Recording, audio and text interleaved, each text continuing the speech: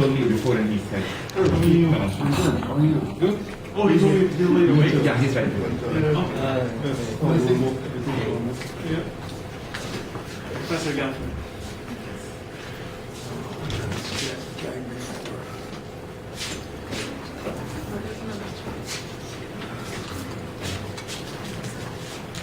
All right, so let's go ahead and get started. Abhi, proceed. Hello everybody. Thank you for showing up to my thesis assignments. The topic of today's defense is connecting theory and practice in modern cryptography. This is what sort of been the underlying principle behind my research for the last 6 years. So let's just get started and see what I've been up to. So the talk is outlined in the following way. First, I'm going to provide some very, very general, high-level motivation. It's almost like general knowledge. And then I'm going to delve deeper into my technical contributions from 2 specific papers, one on reputation and one on capture. So we'll define the problem and then go further into it. Finally, we'll just have a brief conclusion. We want to view theory and practice as 2 sides of the cryptographic coin, and we want to try and understand what are the differences / reasons why they separate each other and how to connect them. So that's our first motivation line of thought. So here is cryptography in practice. It's been around for a long time, starting from 1500 BC. Things are generally in practice are very efficient and fast. These days, they focus a lot on hardware implementations. Intel has come up with special instructions for cryptographic algorithms. In particular, a good example of what happens in crypto practice is the judging criteria for the NIST hash function competition, which I just sort of looked up. Performance is one of the highest priorities in the NIST competition. In fact, criteria such as the size of the hardware gate area, for instance, or speed, etc., are like key. Security, of course, comes next, but security comes as a from the point of view of resilience to cryptanalysis. So what happens is this information, for instance, is from the NIST competition, which was released in 2007, and then they had the finalist out in 2012. So for 5 years, the candidate algorithms were present, and people were trying to take it. The third one, diversity, is a very interesting feature that goes into the algorithm design for in practice, cryptographic design in practice, which is, since there is not much proof, there is belief that different types of techniques could provide security, and therefore you would like to use hedge your bets against all of them in some way. In some manner, you would like to have all of these present, because there is no proof. It's just some kind of cryptanalysis. On the other hand, crypto in theory is a very different beast. The goal is, of course, provable security. A lot of research goes into formally defining even what is the meaning of the functionality itself. Like, what do you mean by a digital signature, for instance? The examples that I presented are, of course, far more newer and modern cryptographic definitions, like UC and concurrency. But that's one of the main goals. They are based on mathematical assumptions, the security. In particular, you want to prove that your crypto algorithm is secure, the encryption is secure, but based on some fundamental math assumption. Whereas on the other hand, in practice, AES is secure because AES is secure. So some assumptions are factored in respect to algorithms. There's also a greater focus on feasibility of a certain primitive. So for instance, if 3 parties talk with each other and one of them is corrupt, can they securely communicate? Just the feasibility of it is something that we study in theory. And then, of course, we go ahead and also work out the actual algorithm. The last point here, of course, is that attacks in theoretical cryptography are very precise. We have very many examples of things like chosen plain text attack, which says what the attacker can do, and it describes it very well. And there is a drawback to this. For instance, when we had secure crypto systems, side channel attacks showed up where people started measuring things that were not legitimate for the attacker to do, like measure processor heat output or scrape through the RAM after the process is done and so on. And this caused attacks. And of course, this is not, in practice, this is no excuse for lack of security. But then in theory, people also catch up. So once such attacks are known, they try to model it, like in the case of leakage resilient cryptography, and then come up with schemes. So this is cryptography in practice. Now this thesis is going to try and somehow connect these two aspects, in the sense that it's the first work that we present is about moving towards better efficiency for some schemes. The second work that we're going to present is a formal model, a very precise definition and model of what it means to use a particular security tool. So of course this is too general. This thesis specifically is going to focus on a primitive called traitor tracing and try to make it efficient. And similarly, it's specifically going to model CAPTCHAs from interference. One note, of course, is that although I really rooted for practical security, at the end of the day, I'm a theoretician, so it's going to be theoretical improvements to efficiency and theoretical model.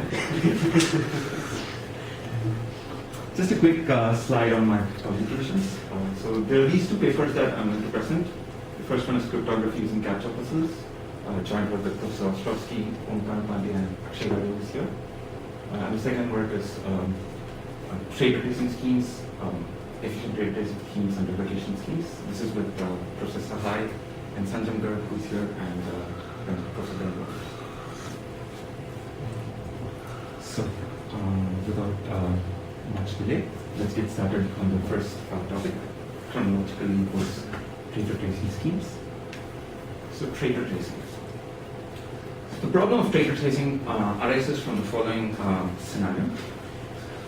Imagine there's a broadcaster like Dish TV, and he has a paid content that he wants to broadcast. And there are lots of clients who pay for it. Broadcasting to the 70s, 60s.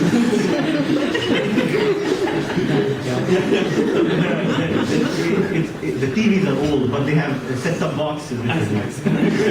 You see the thing on the top.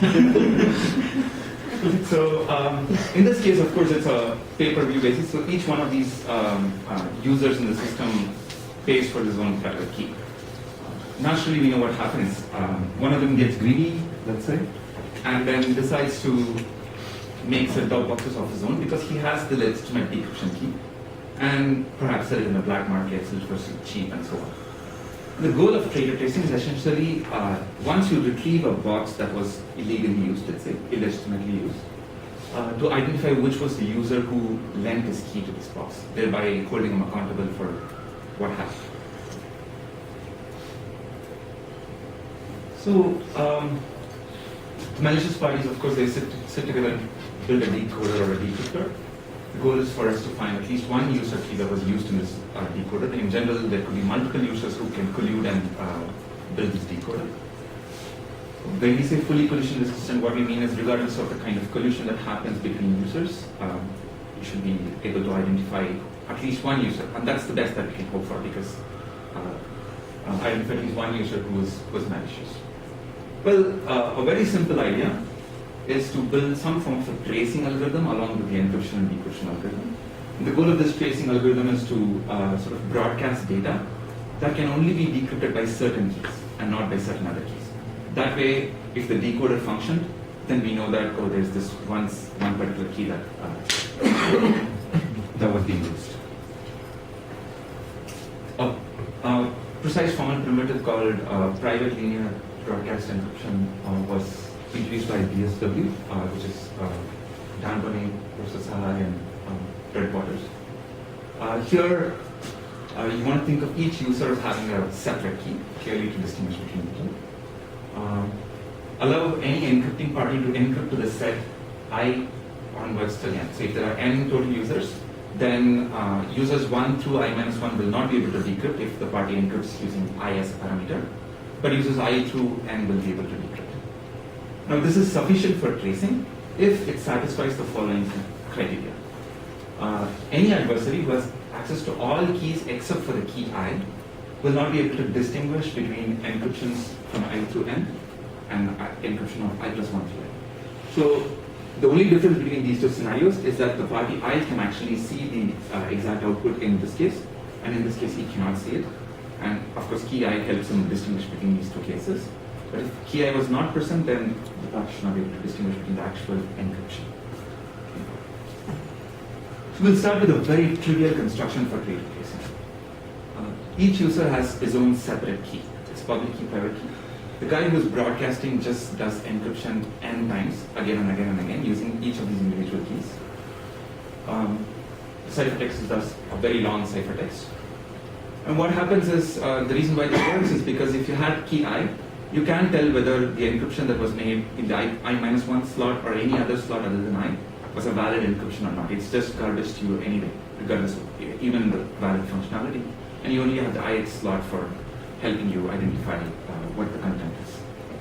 Because the natural problem is this is an order n solution, and we would like to improve on it. This is true.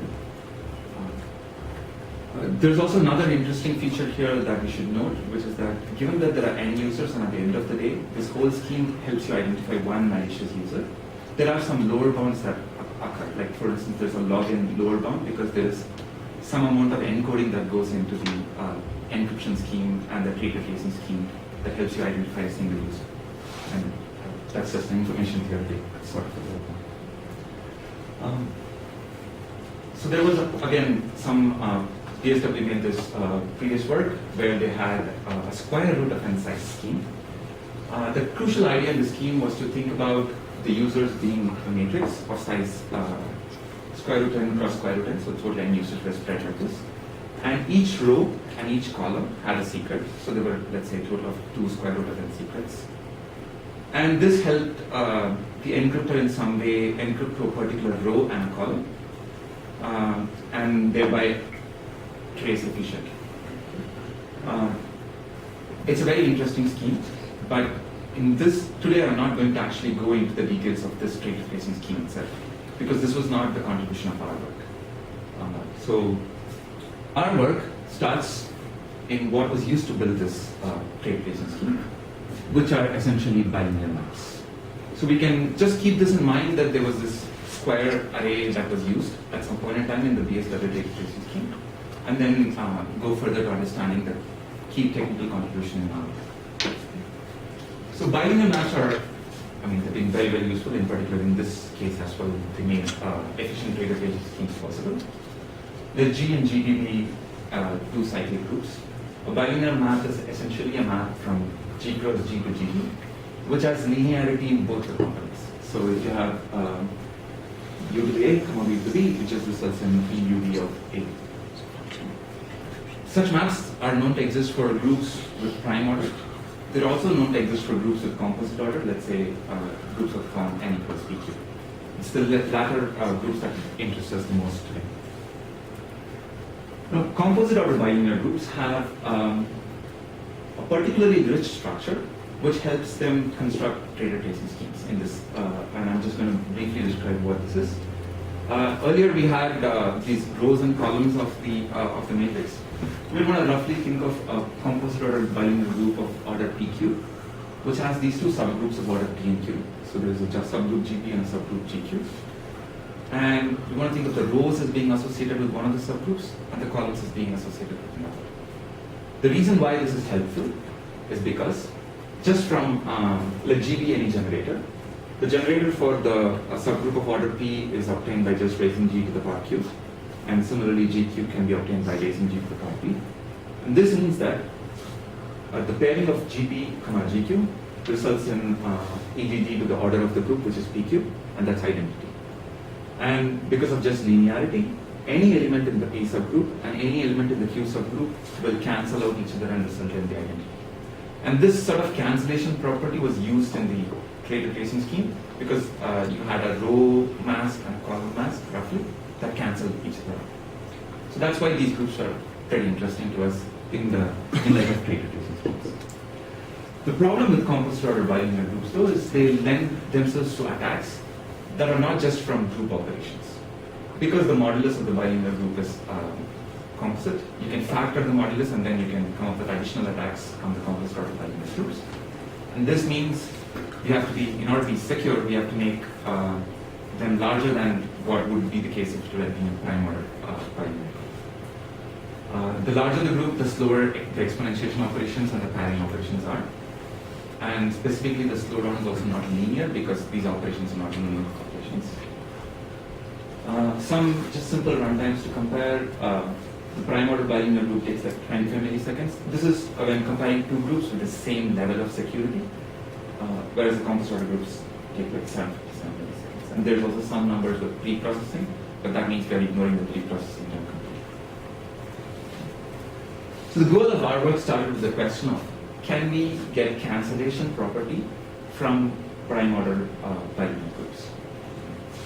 This is just related work in the area and future work that happened before now and after our work was published, where several ideas that are used to construct this cancellation property from prime order bilinear groups are present. So just thought I'd list them. And let's try and see how to obtain this cancellation property from prime order bilinear groups.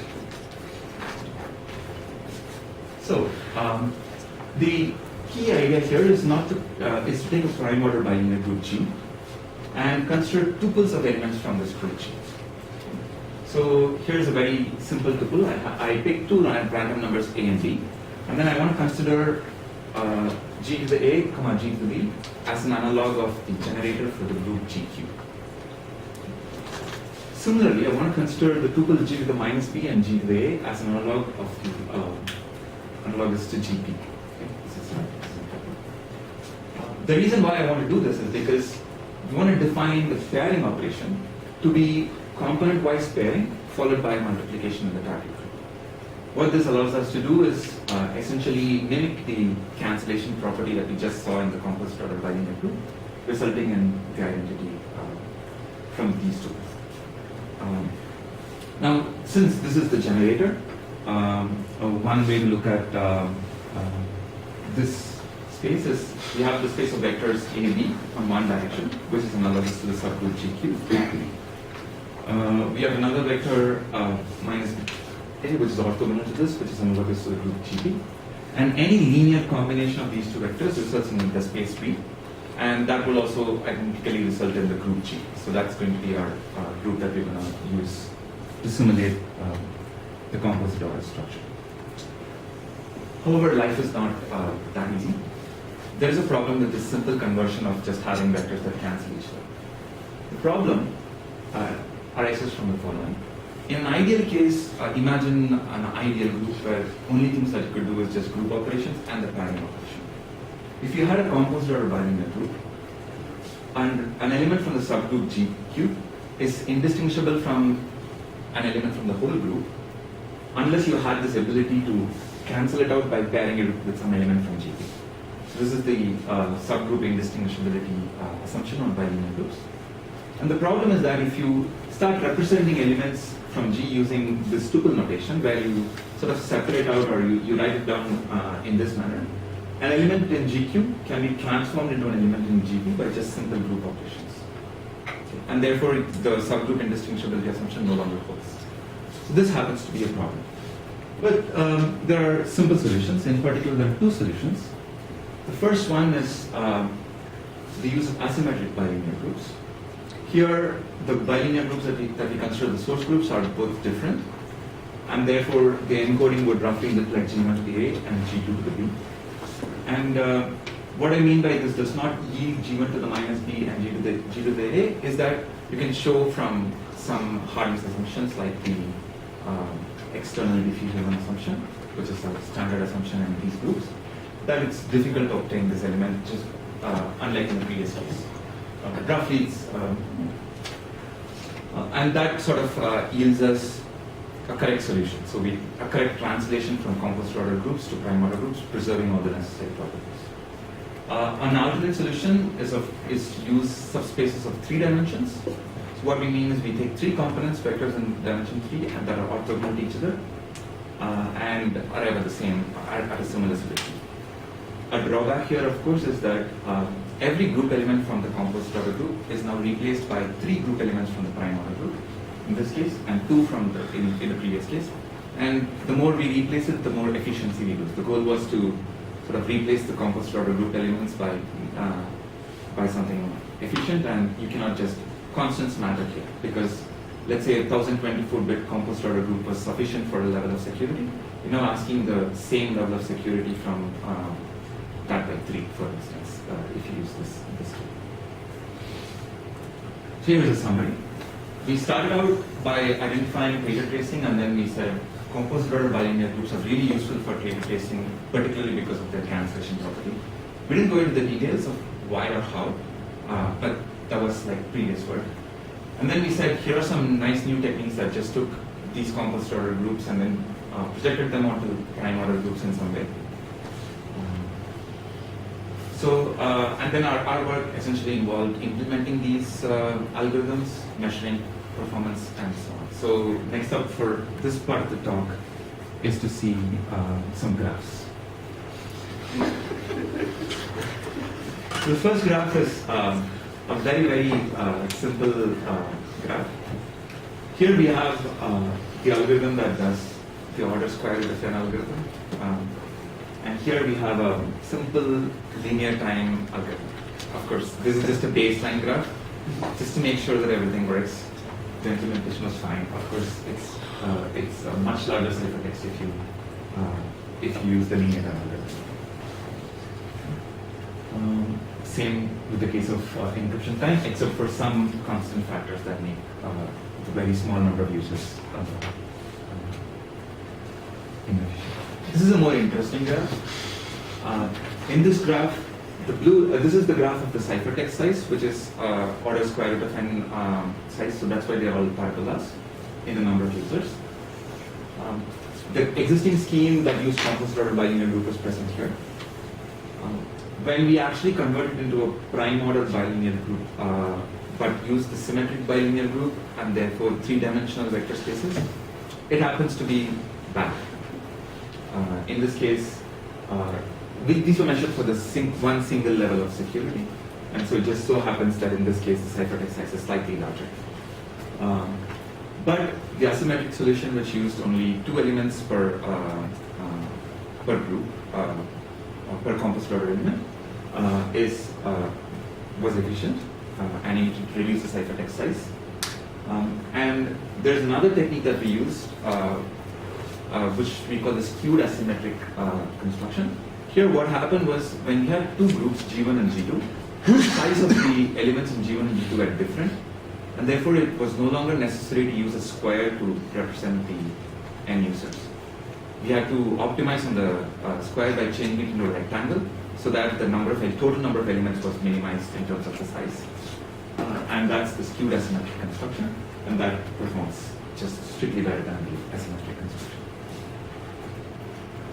In encryption time, in fact, even encryption operations on composite order bilinear groups are slower than prime order bilinear groups.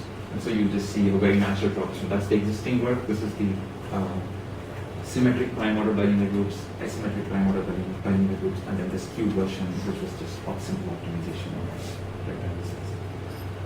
This is an interesting graph just to remind ourselves that the decryption in traitor tracing schemes is just a single decryption, so it does not change with the number of users at all. But even that decryption time changes because of the operations that are done on the groups, like say the pairing operations and so on. And therefore, you see a change in performance between the existing scheme, which is composite order groups, and the symmetric prime order group scheme. Whereas the skew, it doesn't matter whether you skew it or not, the performances are the same for the asymmetric. So that is the first part of this talk. There was an existing square root of n construction for traitor tracing. We just picked up that construction.